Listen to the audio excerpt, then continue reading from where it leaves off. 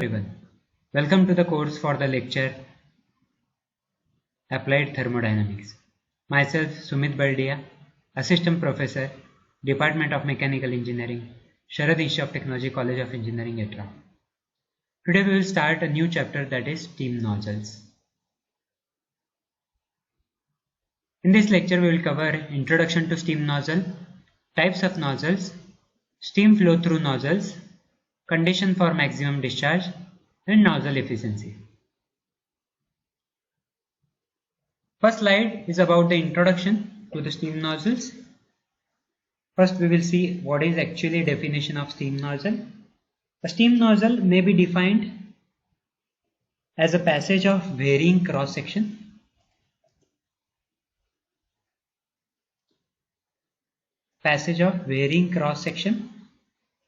through which heat energy of steam is converted into kinetic energy. Its major function is to produce steam jet with high velocity to drive the steam turbines. A turbine nozzle performs the following functions. First one, it transforms a portion of energy of steam into kinetic energy. A portion of energy of steam means it is obtained from the steam generating unit, that is boiler. So that steam into kinetic energy. Second, in impulse turbine, it directs the steam jet of high velocity against the blades which are free to move in order to convert kinetic energy into shaft work. In the reaction turbines, the nozzles which are free to move discharge high velocity steam. The reactive force of the steam against the nozzle produces motion and work is obtained. The cross section of nozzle is first tapers to a smaller section that we will see in the next slide, that is types of nozzles.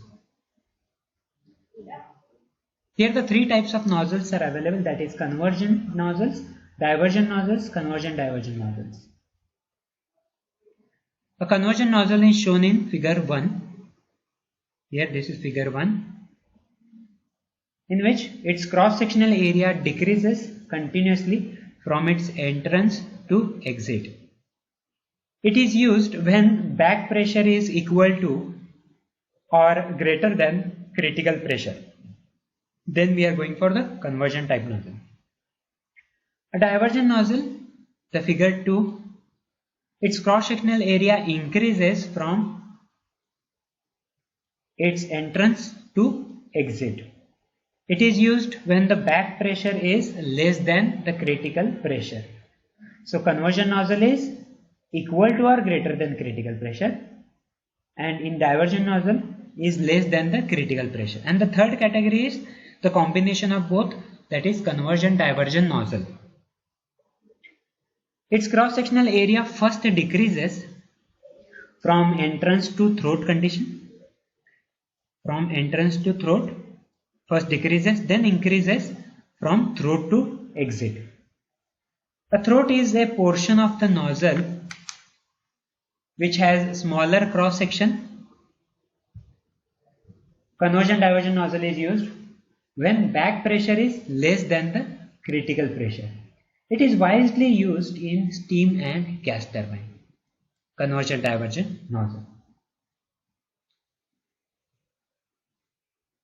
The steam flow through nozzle may be assumed as adiabatic flow, since during the expansion of steam in nozzle neither any heat is supplied nor rejected. So we are going next to the point, that is steam flow through nozzles. So here it is assumed that it is adiabatic flow, and during the expansion of steam neither any heat is supplied or rejected. Work is performed by increasing the kinetic energy of the steam. As the steam passes through the nozzle, it loses its pressure as well as the heat. The work done is equal to the adiabatic heat drop, which is in turn is equal to the Rankine area. Now we'll go with the first, velocity of steam. We'll calculate the velocity first. Steam enters the nozzle. If we consider the convergent divergent nozzle. Steam enters the nozzle with high pressure and low velocity. Initial velocity is so small as compared to final velocity, so it is generally neglected, and leaves it with high velocity and low pressure. This is due to the reason that heat energy of steam is converted into kinetic energy as it passes through the nozzle. The final or outlet velocity of steam can be found as follows. So let C is the velocity of steam at the section considered. H1 is the enthalpy of steam entering the nozzle. H2 of steam is at the section considered, enthalpy of steam at section considered, and HD is nothing but the heat drop during expansion of steam in the nozzle, that is H1 minus H2. Now we will consider the 1 kg of steam and flow to be frictionless, adiabatic, no heat transfer will be there. So we'll write the equation as gain in kinetic energy is equal to adiabatic heat drop. So gain in kinetic energy, we all know that here 1 kg of steam, so mv square by 2, that is half mv square we are taking, the half c square, m is 1, and adiabatic heat drop is nothing but hd. So c will be root 2 multiplied by 1000 hg, we are converting into kilojoule here, so 1000 multiplication will be there. So total c will be 44.72 root hd. So now in practice there is a loss due to the friction in the nozzle. It is not possible that the flow will be the frictionless. So there will be loss, and its value varies from 10 to 15% of the total heat drop. Now due to this, total heat drop will be minimized. So HD will be less if friction is there. That heat drop after deducting the friction loss will be KHD. K is the factor that will factor for the friction. So equation becomes C equal to 44.72 root KHD. Okay. Now discharge through nozzle. We have calculated the velocity. Now we will calculate the discharge through nozzle. How much discharge will be there?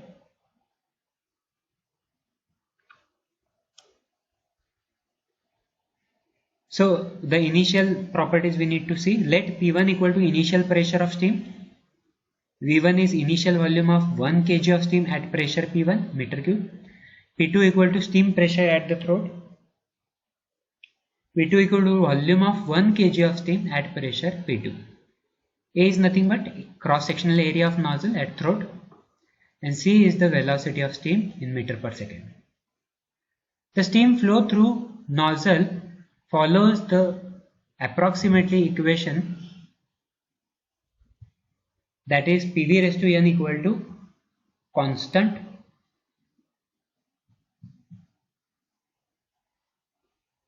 where n value we know that for saturated steam it is 1.135, for superheated steam it is 1.3.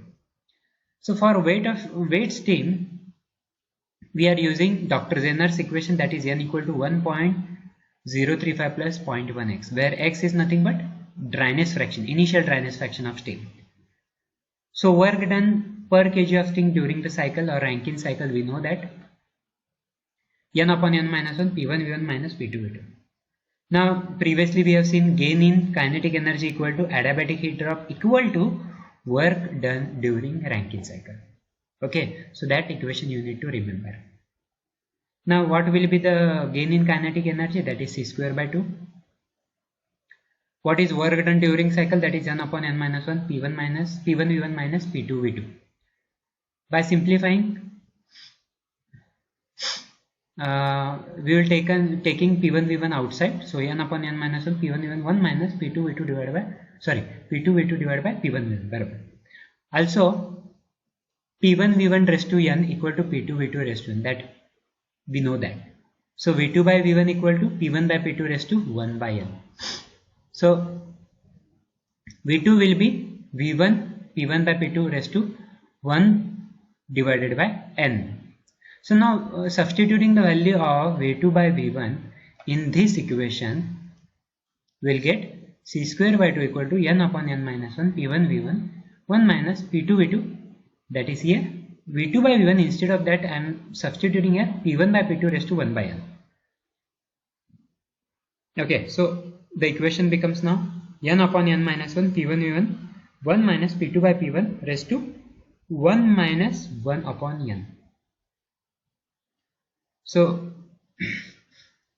I hope you understood this simplification. So 1 minus 1 by n. So how it is? Because we are reversing it. If you are doing P2 by P1, then here it will come minus. So 1 minus 1 upon n, and ultimately n upon n minus 1 P1 V1 1 minus P2 by P1 raised to n minus 1 upon n. Okay. Now here n upon n minus 1 is there. So 2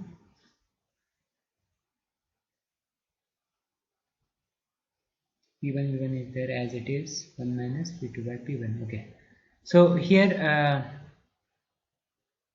C square by 2 is there. So 2 I am taking here, and C square, so C will be root 2 n upon n minus 1 P1 V1 1 minus P2 by P1 raised to n minus 1 upon n.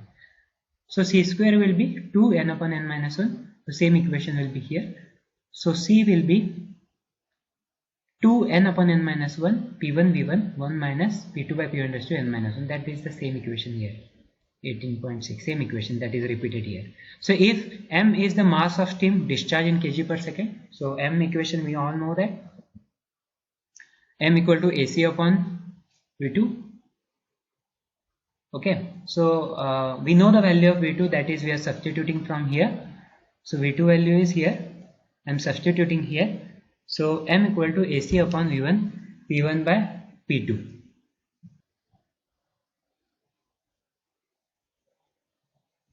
So here m equal to AC upon V1 P1 by P2 raised to 1 by n. Now we'll substitute the value of C in this equation, that is we have calculated here. A upon V1 P1 by P2 raised to 1 by n root 2 n upon n minus 1 P1 V1 1 minus P2 by P1 raised to n minus 1. By simplifying, we will get here the ultimate equation as A upon V1 root 2 into n upon n minus 1 P1 V1 P2 by P1 raised to 2 by n P2 by P1 raised to n plus 1 upon n. So n minus 1 multiplied by 2 by n, that will get you n plus 1 upon n. Okay. So it is obvious from above equation that there is only one value of ratio P2 by P1 which will produce the maximum discharge. This can be obtained by our regular method, that differentiating and equating it to 0. So we'll differentiate it with respect to P2 by P1 and equating it to 0. So P2 by P1 raised to 2 by n minus P2 by P1 raised to n plus 1 upon n. So we'll substitute and differentiate it. So 2 by n P2 by P1 raised to 2 by n minus 1, that differentiation takes place, minus n plus 1 upon n multiplied by P2 by P1 raised to n plus 1 upon n minus 1. So by simplifying, we will get the ultimate equation as P2 by P1 equal to 2 upon n plus 1 upon raised to n upon n minus 1. So that is discharge pressure ratio, critical pressure ratio we are talking about, that is P2 by P1. Hence the discharge through the nozzle will be the maximum when critical pressure ratio, that is P2 by P1 equal to 2 by upon n plus 1 upon n minus 1. For that value we will get the maximum discharge. If the steam is saturated, then you need to substitute n equal to 1 upon n35. So P2 by P1 will be coming 0.58, the maximum discharge for saturated steam, and for superheated steam n equal to 1.3 you need to substitute, and that will be coming 0.546 for P2 by P1, maximum discharge for the superheated steam.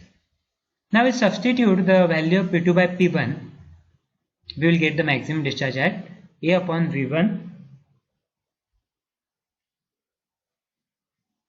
2 into n upon n minus 1 P1 V1, the rest of the value is same. Now by simplifying this method, we will get the M max. M max is means maximum flow rate we are going to calculate. So according to that, if you simplify this, you will get the maximum mass flow rate, that is m max equal to a root n upon p1 v1 multiplied by 2 divided by n plus 1 raised to n plus 1 upon n minus 1. That will be condition for maximum discharge.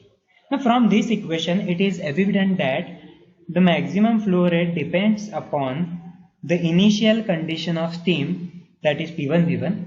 Here it is P1 V1 depends on P1 V1, and the throat area, that is cross sectional area of throat, that is and is independent of the final pressure of steam, that is at the exit of nozzle, that is not required here.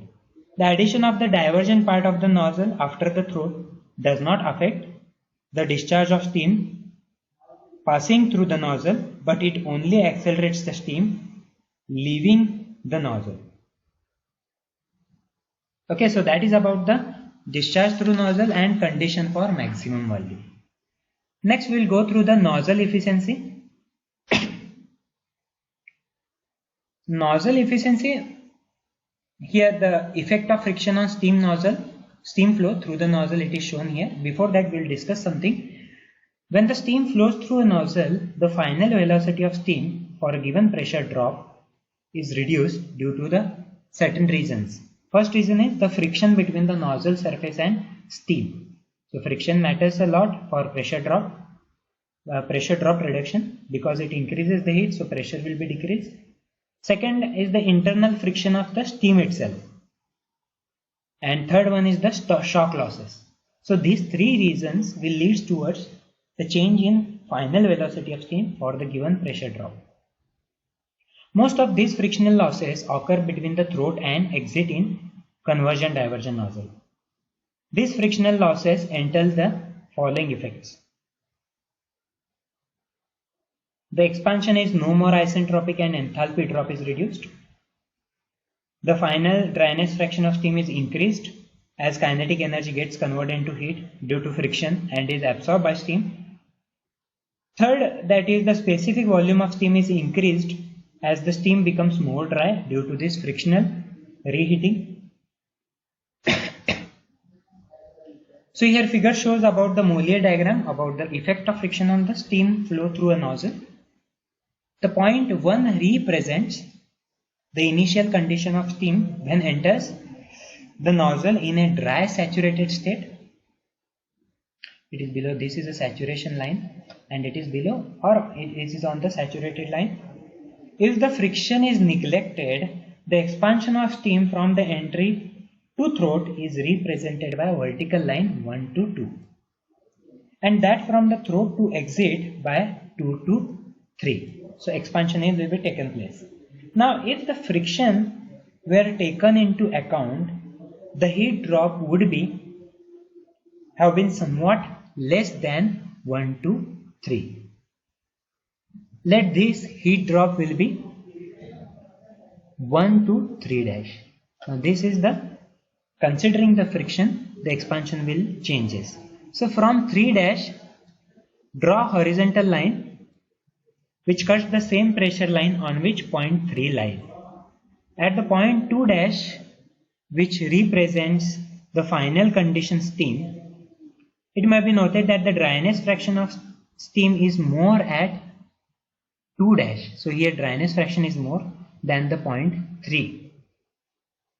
Hence the effect of friction is to improve the quality of steam. The value of coefficient K in the equation for the velocity of expanding steam is given by actual heat drop to the isentric heat drop. So what is actual heat drop here? 1 minus 1 3 dash. See here from 1 it is 3 dash here. Okay. So sorry, here 1 3 dash here. So divided by 1 to 3. Here it is total 1 to 3. So H1 minus H3 dash divided by H1 minus H3 will be your coefficient K for the velocity of expanding steam. Okay, so that is the changes here we need to see. Now the actual expansion is represented by the curve 1 to 2 dash. Here this is actual curve that I have shown here. Since the friction occurs mainly between the throat and exit. On the other hand, if the steam at entry to nozzle were superheated corresponding to the point 4, the expansion can be represented by vertical line 4 to 6. 4 to here 6.